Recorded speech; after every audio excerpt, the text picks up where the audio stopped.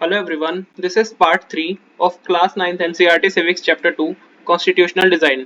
तो वीडियो को स्टार्ट करने से पहले मैं आप सबसे कहना चाहूंगा कि अगर आपको मेरे वीडियो से कंसेप्ट्स और चैप्टर्स एकदम अच्छी तरह समझ आते हो तो आप मेरे चैनल को सब्सक्राइब करके वीडियोस को लाइक शेयर करना मत भूलना। Why do we need a constitution? तो देखो, साउथ अफ्रीका का जो एग्जाम्पल हमने पढ़ा है ना, ये काफी अच्छा एग्जाम्पल है इस बात को समझने के लिए कि हमें कॉन्स्टिट्यूशन की जरूरत क्या है और कॉन्स्टिट्यूशन करता क्या है। देखो, जो साउथ अफ्रीका में नई डेमोक्रेसी उभर के आई है उसमें ओप्रेसर भी ओप्रेस्ड भी, मतलब अत्याचार करने वाला भी अत्याचार सहने वाला भी, दोनों साथ में एकदम इक्वल्स की तरह रहने का प्लान कर रहे हैं। तो ये इजी तो नहीं है एक दूसरे पर ट्रस्ट कर सके वो लोग। उनके अपने अपने फियर्स है। वो एक दूसरे के अपने अपने इंटरेस्ट को सेफ गार्ड करना चाहते हैं, मतलब जो जो उनके इंटरेस्ट है ना उनको बचाना चाहते हैं। ब्लैक मेजोरिटी चाहती है कि जो डेमोक्रेटिक प्रिंसिपल है ना मेजोरिटी रूल का, उसको कॉम्प्रोमाइज ना किया जाए। ये मेजोरिटी रूल वाला प्रिंसिपल क्या है? मतलब जो मेजोरिटी जीत जाएगी उसका रिप्रेजेंटेटिव जीत जाएगा।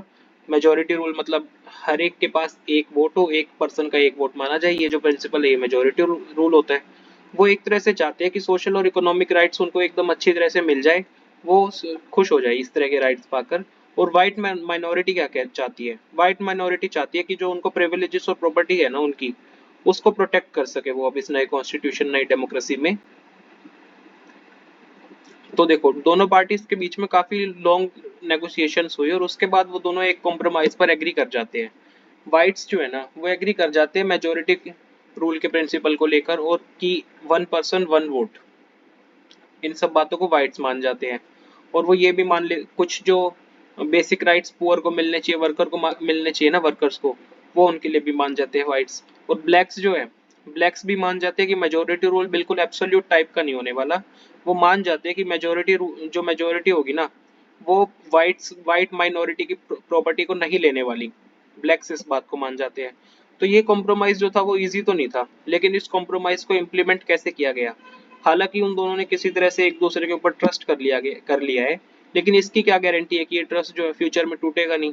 तो एक एक तरह से ना, इस तरह से ट्रस्ट को बिल्ड करके मेंटेन करने का एक तरीका है कि वो कुछ रूल्स को लिख दे, इस गेम के कुछ रूल्स को लिख दे जिसको सभी लोग मानने लगे। और ये जो रूल्स है ना, ये बताएंगे कि रूलर्स जो है उनको फ्यूचर में किस तरह से चूज किया जाएगा। और जो रूल्स है वो ये भी बताएंगे कि इलेक्टेड गवर्नमेंट्स क्या कर सकती है और क्या वो नहीं कर सकती।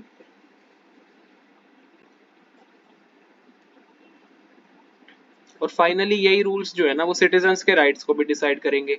और ये रूल्स ना काम सिर्फ तभी आएंगे जब विनर इन रूल्स को इजीली चेंज ना कर सके। तो यही साउथ अफ्रीकन्स ने किया है, मतलब साउथ अफ्रीकन्स ने मेक श्योर किया कि ये रूल्स इजीली चेंज ना हो पाए।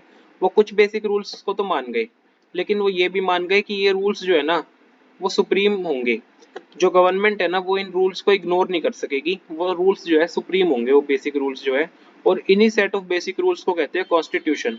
कॉन्स्टिट्यूशन सिर्फ साउथ अफ्रीका में नहीं है, हर एक कंट्री के पास डाइवर्स ग्रुप ऑफ पीपल होते हैं। जैसे अपने इंडिया में भी कई तरह के लोग रहते हैं, कोई मराठी है, कोई हिंदी है, कोई नॉर्थ ईस्टर्न है। इस तरह से हमारे इंडिया में भी काफी डाइवर्सिटी है। तो ये जो रिलेशनशिप्स होती है ना, वो हो सकता है दूसरे देशों में इतनी बुरी ना हो जितनी साउथ अफ्रीका में व्हाइट्स और ब्लैक्स के बीच में थी।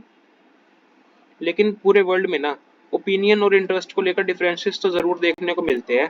डेमोक्रेटिक हो या ना हो, कई कंट्रीज जो है ना उनको जरूरत तो है कि वो इन बेसिक रूल्स को माने। ये सिर्फ गवर्नमेंट्स पर ही अप्लाई नहीं होते, किसी भी तरह की एसोसिएशन हो ना उसको एक कॉन्स्टिट्यूशन की जरूरत होती है। हो सकता है आपके एरिया में क्लब हो, कोई कोऑपरेटिव सोसाइटी हो, या कोई पॉलिटिकल पार्टी हो, सबको कॉन्स्टिट्यूशन की जरूरत होती है। जो एक कंट्री का कॉन्स्टिट्यूशन होता है ना वो कुछ रिटर्न रूल्स का सेट होता है जिसको सभी लोग जो कि उस कंट्री के अंदर रह रहे होते हैं उनको एक्सेप्ट करना होता है। कॉन्स्टिट्यूशन जो होता है ना वो एक सुप्रीम लॉ की तरह होता है जो कि उसके उस टेरिटरी के अंदर जो लोग रह रहे होते हैं जिनको सिटीजन्स कहा जाता है उनके और उनके बीच में और गवर्नमेंट के बीच में जो रिलेशन होता है वो कॉन्स्टिट्यूशन बनाता है, डिसाइड करता है, डिटरमाइन करता है लोगों और गवर्नमेंट के बीच की रिलेशनशिप को। देखो, कॉन्स्टिट्यूशन ना काफी काम करता है, ये बताए हुए हैं चार। देखो, जैसे सबसे पहले वो एक तरह से ना डिग्री ऑफ ट्रस्ट, मतलब विश्वास और कोऑर्डिनेशन बिठा देता है जो कि जरूरी जरूरी होता है लोगों के बीच में आपस में रहने के लिए। कॉन्स्टिट्यूशन इस तरह से ट्रस्ट बना देता है। दूसरा, वो स्पेसिफाई कर देता है कि किस तरह से गवर्नमेंट कॉन्स्टिट्यूट की होएगी, मतलब किस तरह से गवर्नमेंट बनेगी, किसके पास क्या डिसीजंस लेने की पावर होएंगी।